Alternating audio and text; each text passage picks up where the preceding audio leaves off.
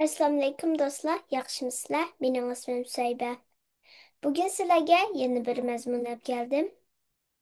Bugün sizlarga olam bo'shlig'ida nemishqa qatnash vaqasi yuz bermaydi degan mazmunni o'qib beraman. Olam bo'shlig'ida nemishqa qatnash vaqasi yuz bermaydi.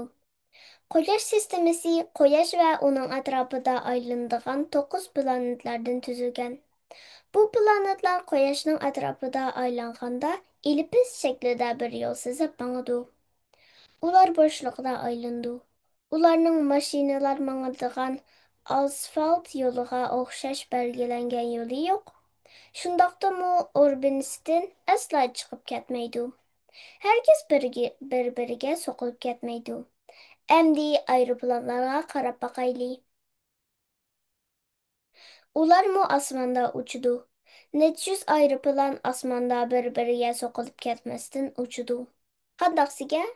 Bularning qanchalik egizlik va qaysi yo'nalishda uchadiganligini birla markaz tekshirib bekitdi.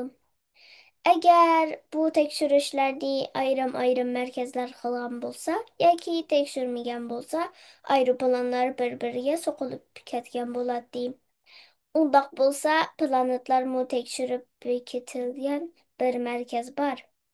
Ularning orasiga ittirish va tortish kuchi o'rnatilgan bo'lib, bu kuchlarni nisbiy hech qachon o'zgarmaydi. Shunga havo bo'shlig'ida qatnash vaqasi yuz bermaydi. Xo'sh,